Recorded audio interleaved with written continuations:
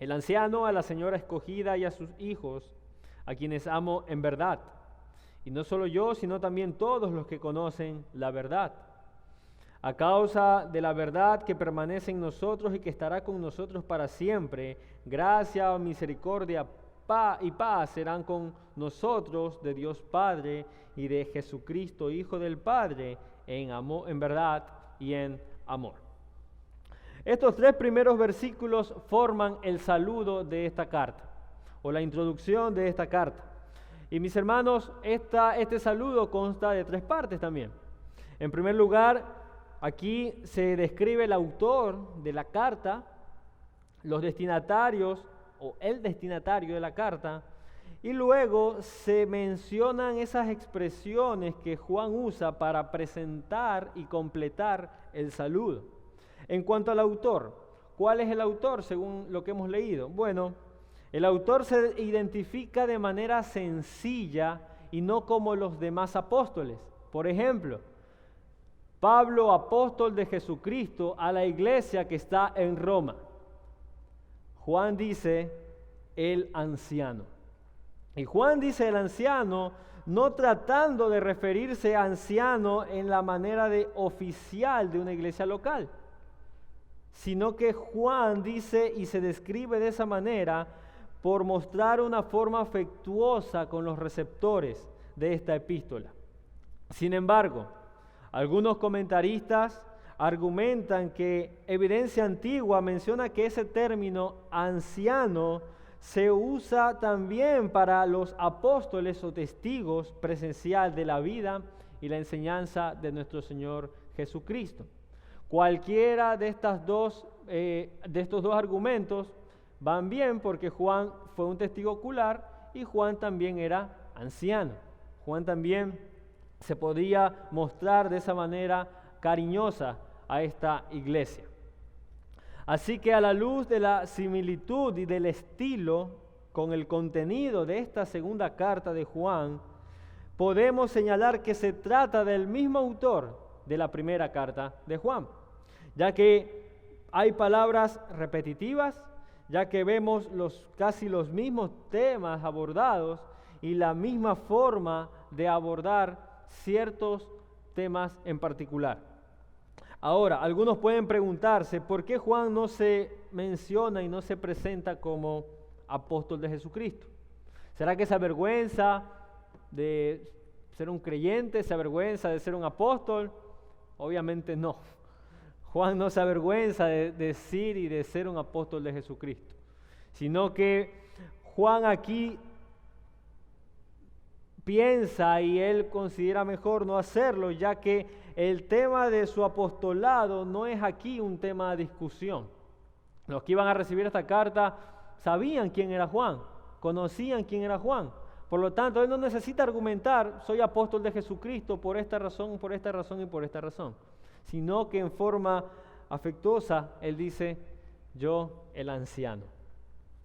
Ahora bien, ¿quiénes son los destinatarios de esta carta?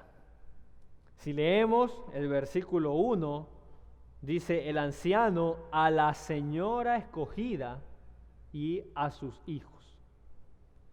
Cuando leemos este mismo texto en la Biblia Reina Valera, no dice a la señora escogida, dice a la señora elegida.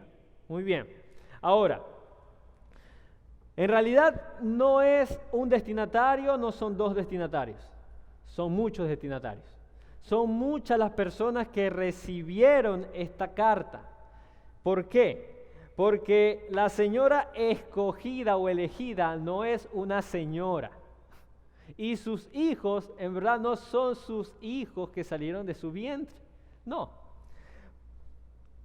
Creer que esta hermana era de nombre elegida, como está en la Reina Valera, es poco convincente. Por ejemplo, si nosotros nos acercamos a 2 de Juan 1:13, dice así: te saludan los hijos de tu hermana escogida. ¿Será que el padre de estas 2 mujeres le puso el mismo nombre a las 2? Por eso es poco convincente. no podríamos afirmar que ambas tenían el mismo nombre. Ya vamos a ver por qué.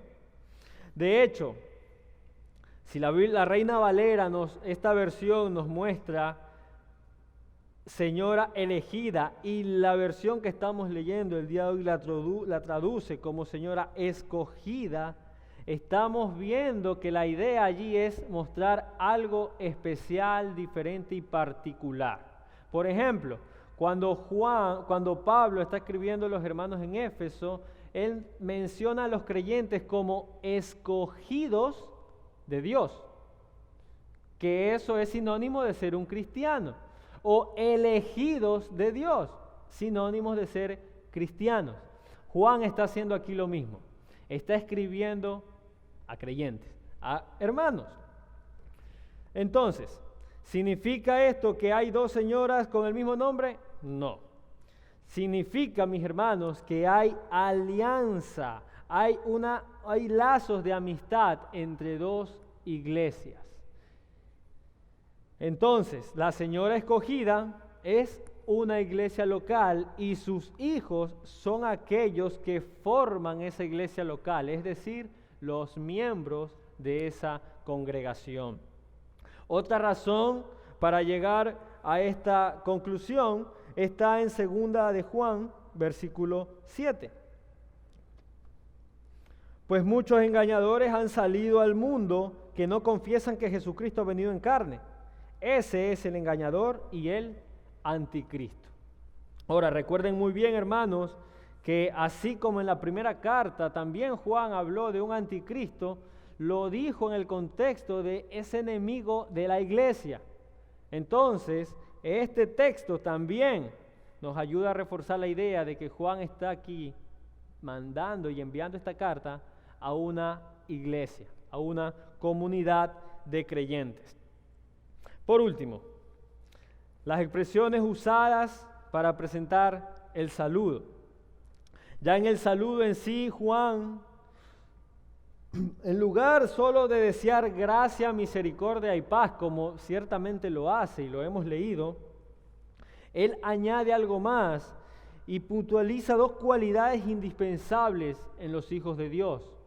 Y esa frase, ese versículo 3, para culminar el saludo de gracia, misericordia y paz, lo complementa diciendo que es en amor y en verdad. Esas dos cualidades, amor y verdad, son la idea principal que gira en torno a las tres cartas de Juan. Repetidas veces vemos que Juan dice en verdad, en verdad, en verdad. De hecho, en el versículo 1 lo dice más de 2 veces. Y obviamente, los que estuvimos estudiando Primera de Juan nos dimos cuenta cómo Juan estuvo enseñando mucho del amor, y de hecho, algunos hermanos cuando estuvieron predicando de esto, mencionaron que Juan era conocido como el apóstol del amor. Así que cada vez que Juan hizo referencia a la verdad en su primera epístola, también la contrastó con la mentira. Por ejemplo, miren Primera de Juan, y en esto sabemos que hemos llegado a conocerle, si guardamos sus mandamientos. El que dice, yo he llegado a conocerle y no guarda sus mandamientos, es un mentiroso y la verdad no está en él. La idea de Juan, entonces, mis hermanos, en cuanto a la verdad, comprende 3 cosas. En primer lugar, comprende de que la verdad proviene de nuestro Dios. En segundo lugar, la verdad une a los cristianos, es decir, la verdad mantiene la unidad dentro de la iglesia. Y finalmente, como lo dice en el versículo 3 de 2 de Juan, andar en la verdad nos permitirá disfrutar justamente de estas 3 cosas que él menciona, de la gracia, paz y misericordia de nuestro buen y soberano Dios. En Tercera de Juan se menciona el testimonio de Gayo. El hermano Gayo fue un ejemplo muy claro de andar en la verdad. Por ejemplo, en el versículo 1 al 6, dice así la Escritura: el anciano al amado Gayo, a quien yo amo en verdad, Amado, ruego que seas prosperado en todo, así como prospera tu alma, y que tengas buena salud. Pues me alegré mucho cuando algunos hermanos vinieron y dieron testimonio de tu verdad. Esto es, de cómo andas en la verdad. No tengo mayor gozo que este, oír que mis hijos andan en la verdad. Amado, estás obrando fielmente en lo que haces por los hermanos, y sobre todo cuando se trata de extraños, pues ellos dan testimonio de tu amor ante la iglesia. Harás bien ayudarles a proseguir su camino de una manera digna de Dios. Entonces, este hermano Gayo andaba en la verdad. Este hermano Gayo, la iglesia de este hermano Gayo, la iglesia testificaba de su amor por ellos.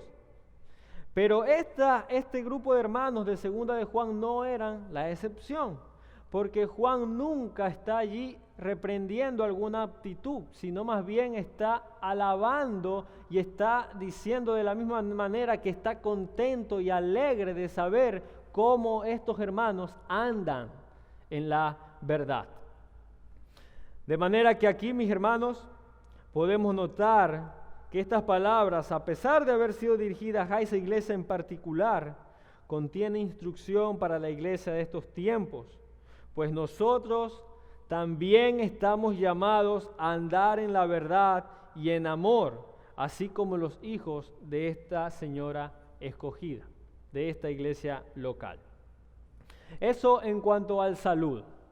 Ahora bien, los versículos 4 al 6 nos mencionan entonces la relación que existe y que tiene que existir entre el amor y la verdad. Veamos lo que dice el versículo 4 al 6. Mucho me alegré al encontrar a algunos de tus hijos andando en la verdad, tal como hemos recibido mandamiento del Padre.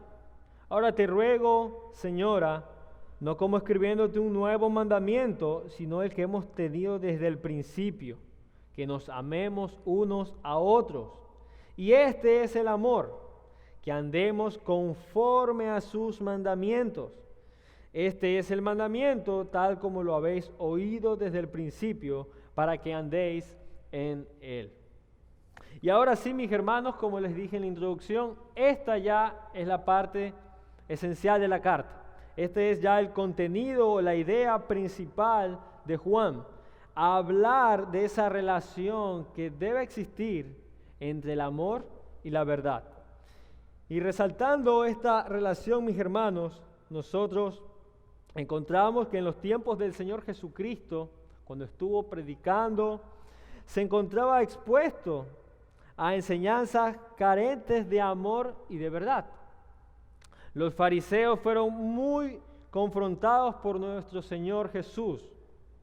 Por eso el Señor Jesucristo, cada vez que tenía la oportunidad, exponía sus errores para revelar la verdad bíblica. Acompáñenme a Juan, al Evangelio, en capítulo 1, porque la ley fue dada por medio de Moisés. Eso es verdad. La gracia y la verdad fueron hechas realidad por medio de Jesucristo. Ustedes recuerdan muy bien cuando en ese momento aquella mujer estaba allí a punto de ser apedreada y el Señor Jesucristo interviene y no la apedrean porque el Señor Jesucristo dice: quien esté libre de pecado tire la primera piedra. Bueno, la verdad decía que tenían que apedrearla, pero el Señor Jesucristo obró en amor y en verdad. Mostró misericordia a esta mujer y le dijo: ¿dónde están los que te acusan? Y luego dio palabras a ella de aliento, diciéndole que no, que se vaya y que no peque más. Por lo tanto, el Señor Jesucristo vino a estas personas y en verdad encontraron una salida. Ya no encontraban que a cada momento se les condenaba por cualquier cosa. De hecho, este equilibrio correcto, el día de hoy es muy complicado encontrarlo. Si bien es cierto, la palabra de Dios, que es la verdad, nos hace libres y tenemos que andar en ella, por otro lado, dice la misma Escritura, que si no tenemos amor, nada somos. Así que caer en el error de exaltar completamente la verdad nos va a llevar a condenar a todos al infierno. Pero el otro extremo, en cambio, es que tratando de exaltar completamente el amor, vamos a enviar a todos al cielo y vamos a convertirnos en hombres muy sentimentales, negando la verdad. Ese es el equilibrio que Juan está planteando en esta oportunidad. Entonces, esta iglesia a la cual Juan escribe es ejemplar por esto, porque anda en la verdad y está practicando la verdad. Ahora bien, algo que debe llamar nuestra atención, mis hermanos, es buscar diferencias y similitudes entre estas tres cartas. Ya que es el mismo autor, veamos algunas similitudes. Por ejemplo, en Primera de Juan, nosotros encontramos que el mayor énfasis allí fue el amor. Habló de ciertas doctrinas esenciales, doctrinas no negociables, como ya lo dijimos anteriormente, pero dio una definición bárbara del amor. En Segunda de Juan, que es lo que estamos viendo el día de hoy, el énfasis mayor está en andar en la verdad. Y en Tercera de Juan se presenta el testimonio de un creyente que ponía en práctica estas enseñanzas, andaba en la verdad y amaba a los hermanos. Por lo tanto, el tema de andar en la verdad es sumamente fundamental y omitirlo causaría grandes problemas dentro de las congregaciones. De hecho, me atrevo a decir con toda seguridad que un lugar donde no se esté enseñando fielmente la verdad de Dios no tiene por qué llamarse iglesia de Dios. Todo cristiano verdadero, en algún momento determinado, saldrá de tales lugares. Porque dice la palabra de Dios que Él nos ha dado de su Espíritu y su Espíritu nos guía a toda verdad.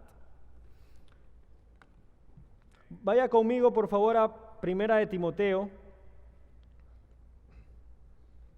y vean cómo el apóstol Pablo, describe a la iglesia. Primera de Timoteo, capítulo 3, versículo 14 y 15. Te escribo estas cosas esperando ir a ti pronto, pero en caso que me tarde, te escribo para que sepas cómo debe conducirse uno en la casa de Dios, que es la iglesia del Dios vivo, columna y sostén de la verdad. Como dice las otras versiones, columna y baluarte de la verdad. Por lo tanto, mis hermanos, nuestro Dios nos ha encomendado su verdad. ¿A quién? A la iglesia. Y así que la iglesia tiene que andar en la verdad y no puede negociar ni vender la verdad. Pero veamos algunos ejemplos de siervos de nuestro Señor que fueron así, caminaron en la verdad. Hechos capítulo 26, versículo 25. Mas Pablo dijo: no estoy loco, excelentísimo Festo, sino que hablo palabras de verdad. El mismo Pablo, en Segunda de Corintios, capítulo 13, versículo 8, se expresa de la misma manera. Porque nada podemos hacer en contra de la verdad, sino solo a favor de la verdad. Es decir, los siervos del Señor Jesucristo hablaron verdad. Ellos no hablaban sus palabras, exponían la verdad de Cristo y peleaban por la verdad de Cristo. No podían negociar con la verdad del Evangelio, y usted y yo no podemos hacer excepción a esto, mis hermanos. Entonces, en vista que estos creyentes andaban en la verdad, Juan tiene ahora que abordar puntualmente la evidencia de que estos hermanos andan en la verdad. Para esto podemos y necesitamos ir a la instrucción previa en Primera de Juan.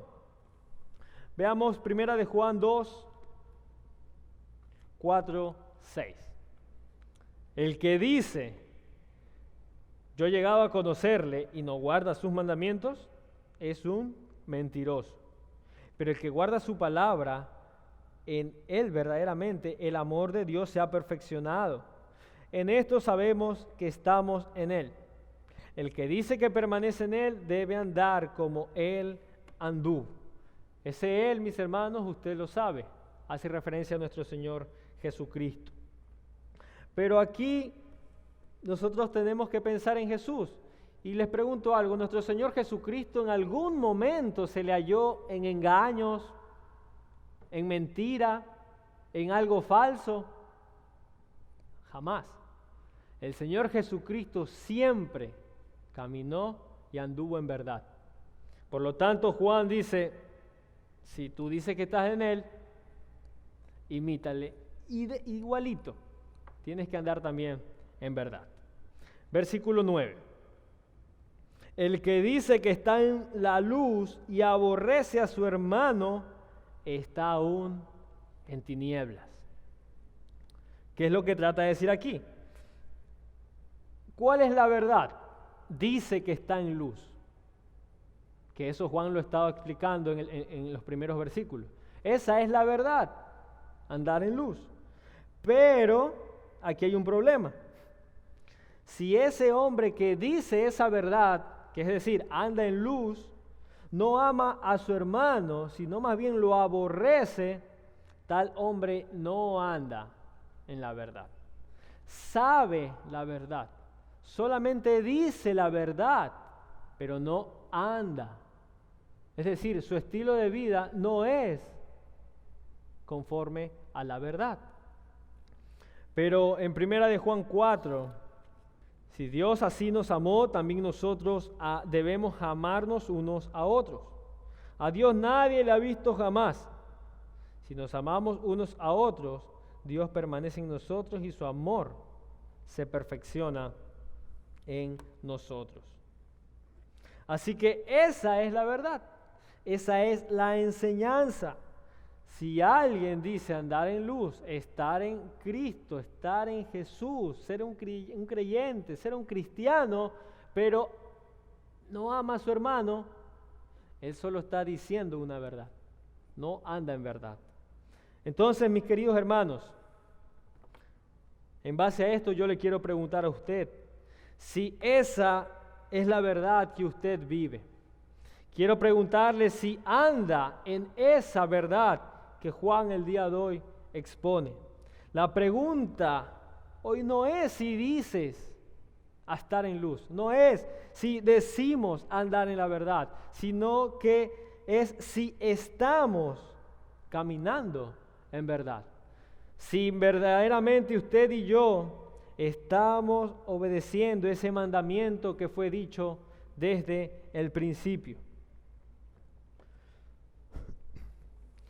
Pienso, mis hermanos, que todos los que estamos aquí creemos firmemente en que debemos amarnos unos a otros. Y eso está muy bien. Creemos la verdad. Fantástico. Así como también creemos otras verdades. Creemos que la salvación es solo por gracia. Creemos que hay un castigo eterno. Creemos en esas verdades. Pero puntualmente en esta verdad que Juan está aquí mencionando con nosotros, mis hermanos, ¿solamente la estamos creyendo o en verdad estamos amando a nuestros hermanos? Juan fue sumamente preciso en advertir a la iglesia para que no caiga en ese error de solo decir que ama a los hermanos, pero en la práctica no se nota. Vea lo que Juan dice en su primera carta, en capítulo 3, versículo 18. Hijos, no amemos de palabra ni de lengua, es decir, no solamente digamos, sino de hecho y en verdad. Versículo 19. En esto sabemos que somos de la verdad y aseguraremos nuestros corazones delante de Él. Eso dice el texto. Advierte.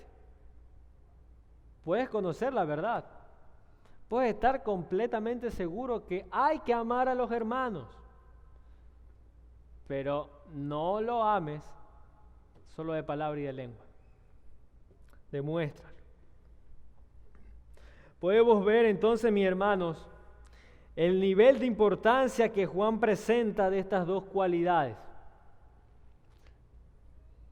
Que lo repita en la primera, en su segunda y en su tercera carta, ya a nosotros nos deja ver la importancia que Juan tiene por esto. Pero así también, cómo lo presenta sin separar la una de la otra. Entonces, mis queridos hermanos, debemos tener cuidado de estar amando así a nuestros hermanos. Solamente de lengua, solamente de palabra. Pero permítame, para finalizar, brindar 3 ejemplos que servirán para una advertencia también para nosotros. El ejemplo número 1. Estos 3 ejemplos, mis hermanos, son tan importantes y la verdad que Juan enseña es de suma importancia que determinará si eres o no un cristiano. Vaya conmigo a Primera de Juan 3:17. Primera de Juan 3:17. Dice así la Escritura. Pero el que tiene bienes de este mundo y ve a su hermano en necesidad y cierra su corazón contra él, Juan dice, ¿cómo puede morar el amor de Dios en él?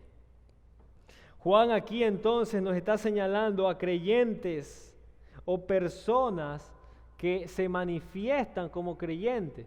O en otras palabras, para ser más fieles a las palabras, a lo que Juan está allí diciendo, que dicen andar en la verdad.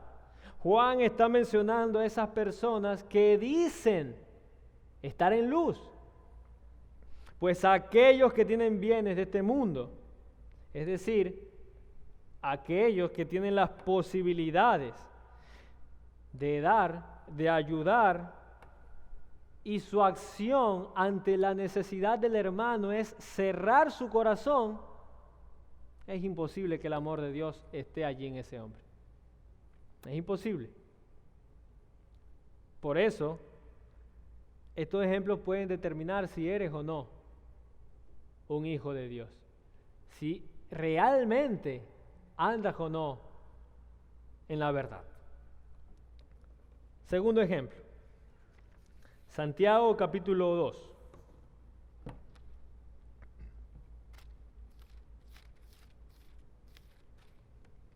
Versículos 14 y 16. ¿De qué sirve, hermanos míos, si alguno dice que tiene fe, pero no tiene obras? ¿Acaso puede esa fe salvarlo? Si un hermano o una hermana no tienen ropa y carecen del sustento diario, y uno de vosotros les dice, id en paz, calentados y saciados, pero no le dais lo necesario para su cuerpo, ¿de qué sirve? Es decir, ¿qué importancia tendrá eso solamente? Una persona que no conoce a Cristo también puede decirle, ten ánimo, caliéntate, sáciate, y en paz. No hay diferencia. No hay ninguna diferencia. Y estas palabras de Santiago son idénticas a lo que Juan estuvo planteando en su primera carta. Es básicamente el mismo ejemplo. Presenta una necesidad, pero también presenta al que dice estar en luz y menciona cómo ese que dice estar en luz cierra su corazón y da la espalda para ayudar a su hermano. Entonces, mis hermanos amados,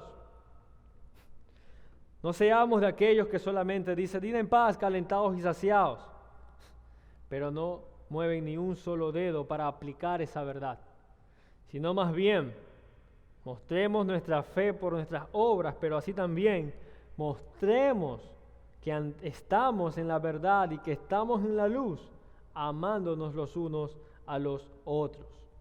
Pero finalmente, hermanos, el último ejemplo es en palabra de nuestro Señor Jesucristo. Y está en Mateo capítulo 25, versículos 41 al 46. ¿Y se acuerdan que les había mencionado que esto puede determinar si eres o no un creyente?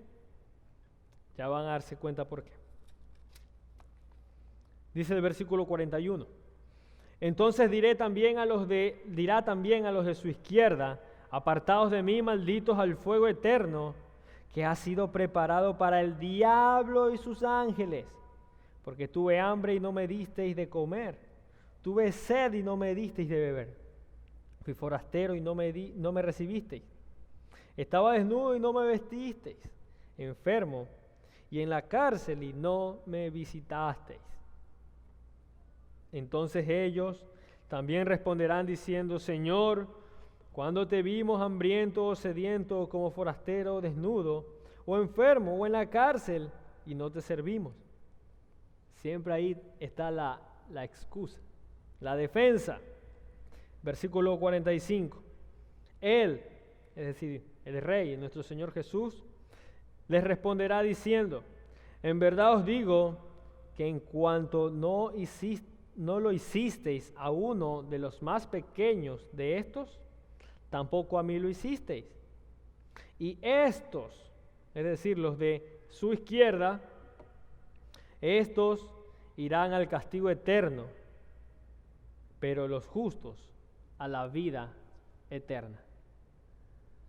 Entonces, mis hermanos, ¿se dan cuenta cómo aquí estos de la izquierda que van a ese juicio final pensando que son cristianos, como esos de la izquierda que van al juicio delante de Dios pensando y diciendo, yo estoy en la luz, yo ando en la verdad, terminan de esa manera, en el fuego eterno preparado para el diablo y sus ángeles? Pensaban que eran creyentes, pensaban estar en la verdad, porque la conocían y la decían, pero no la ponían en práctica, pero no ejecutaban esa verdad. Y ya vieron su fin. Así que, mis queridos hermanos, si alguno de ustedes ha sido hallado falto a causa de su pobre amor, pero abundante verdad, el día de hoy es oportunidad para que se presente delante del Señor Jesucristo, su Señor, su Rey, su Dios, y pueda confesar su pecado e inmediatamente pueda empezar a amar bíblicamente a los hermanos en verdad. Pero por otro lado, si esto a usted le muestra que ciertamente jamás estuvo en la verdad, si jamás estuvo en la luz, si pensó estar en la luz, pero realmente jamás ha estado en la luz, esta también es oportunidad para que se presente delante de su Creador y le pida perdón a causa de sus pecados, se arrepienta y crea verdaderamente en Él. Pero para finalizar, hermanos, permítame animarlos a ustedes, así como Juan animó a esta señora escogida y a sus hijos. Quiero animarlos a que valoremos ciertamente la verdad que nuestro Dios nos ha encomendado. No la menospreciemos, no la dejemos a un lado. Valoremos la verdad que nuestro Dios nos ha permitido conocer. andemos en ella, gocemos de la verdad y demos gracias a Dios por permitirnos estar en la verdad. Pero asimismo, caminemos conforme a las sagradas escrituras en cada uno de los mandamientos que ella nos presenta. Para hacer justicia con el texto que observamos el día de hoy, demos gracias al Señor por la verdad de saber que tenemos que amar a nuestros hermanos y pongamos en práctica ese amor por nuestros hermanos.